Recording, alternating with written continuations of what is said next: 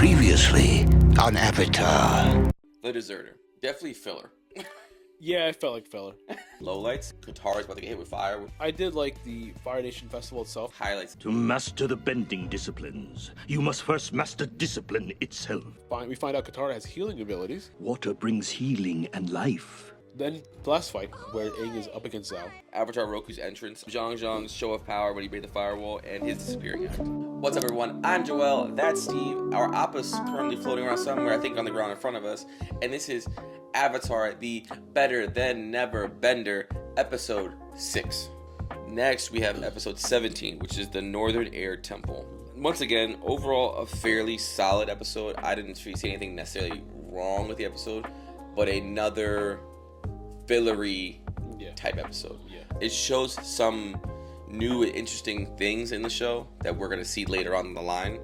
And now we kind of know where they came from, which is this gentleman here. But other than that, it was very like, I could kind of live without it. Yeah, it didn't move too much forward. The lowlights I kind of realized on this watch through, Aang shows little understanding and lashes out at the beginning of the episode. His first instinct is that they are maliciously destroying the temple that has been uninhibited for 100 years. Literally 100 years. You would think Aang being a monk and, you know, being this man of peace, that he wouldn't react this way. I understand that Aang is 12 and he's kind of lashing out to that effect, but sometimes they make Aang do certain things in the show to service the show that don't necessarily feel like Aang would do them. Okay. And this is one of those moments where, like, he immediately, instead of talking, throws an air blast that kicks that like crane off the top of the freaking air temple. Yeah, he's knocked that off. And I'm like, it's I'm not necessarily a fan of that. It's been 100 years and there's no airbenders left. Like, you kind of gotta let them like survive. This is how they're surviving the Fire Nation, you know. Think about how quickly his mood changes when he actually talks to them. Yeah, of course. Yeah. And hopefully he does learn a lesson from this down the line. But I wasn't really a fan of the way he acted at the beginning of the episode. No.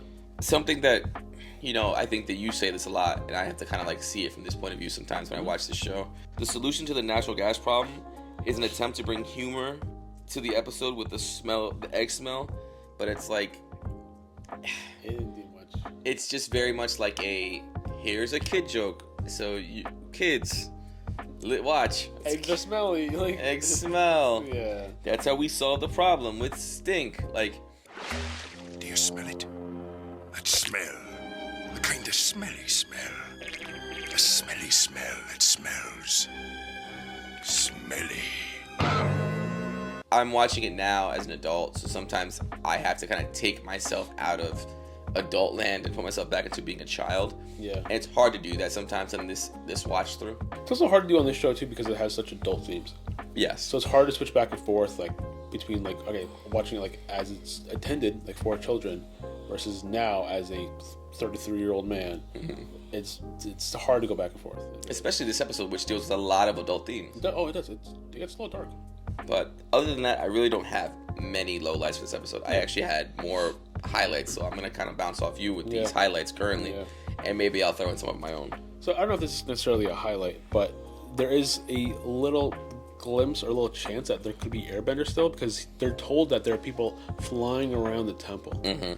So you're thinking like, oh, the people are able to fly are airbenders, and like it doesn't last long before you realize it is just people using machines and Gliders. Yeah, they're just gliding around, you know. So it gives like a little bit of hope that like did excite me. Where I'm like, holy shit, like what if there really are airbenders still? You know what I mean? Like there's hiding or something, and then quickly find out it's not. But it was still the little glimmer of hope was enough for me to get excited. So then you get there and like the temple is destroyed. They're putting up all like machinery and plumbing and piping when they take over the temple, and I liked it because it was almost like a realistic take on it, if that makes sense. Where like if somebody does come and inhabit this temple, like they're gonna modernize it in a way that makes sense for them. It's 100 years of technology. Exactly. Later. Yeah, it's literally 100 years. Like it went through the Industrial Revolution. Like it's 100 years. Quite literally. It's 100 years of them like of these Earthbenders making it their home, and I get why Aang's upset, but I also understand like why they had to do it, and I'm fine with that. So you also find out that the leader of this tribe is making weapons for the Fire Nation, Which is also dark, because the Fire Nation was like, "Oh, we'll let you live if you make us weapons," because he was like an inventor. He was a machinist, like whatever he was. So like it just got really dark, where like they're letting him live, and they can come at any moment and kill everybody. But they had a deal, and he had to strike a deal to save his tribe, save his family, save his people. So like it gets really dark, but you realize like kind of didn't have a choice.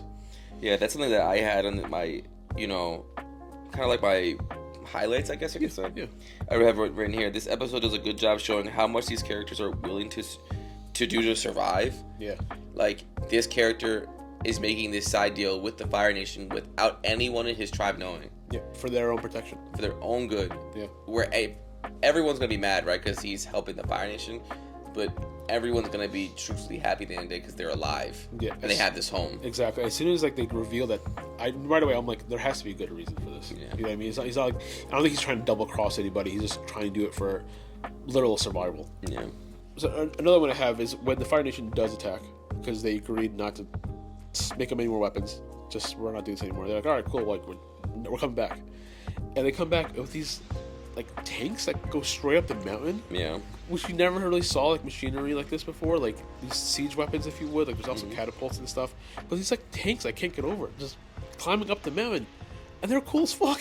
they were awesome. They were so much fun to see, because it was like you'd never seen that before. They are in the air. Yeah. These guys are on the ground with these tanks. Yes. We're seeing, Katara use her waterbending to take apart the tanks. Like, we're seeing a bunch of different things that, are pushing the story another direction, where we can kind of see like another form of fighting. Like, not only do we have all these bending styles, all these fighting styles, swords, now we have, like you said, the mechanical revolution, essentially. Yeah, you have actual like machinery. You have tanks, like full on battlefields, worth of battles. Not just individual like one-on-one fights. Like straight up war happening. That's what it is. It's legitimate war, yeah. Which I was also a big fan of. I don't know if it's necessarily a highlight. One thing I did like, so the hot air balloon, they were able to. I thought it was kind of clever, like because they're building weapons and stuff for the Fire Nation. The hot air balloon that this guy used and Sokka used had a big Fire Nation insignia on it, so they were able to kind of like literally go behind enemy lines because they just thought it was one of theirs. Yeah. And they're dropping bombs on the also bombs. Yeah. They're dead. Like these people are dead. Yeah. Once again, just no remorse. Like they're the people in those tanks dead. At the end, the Fire Nation did take the balloons for themselves, so I'm excited to see that in future.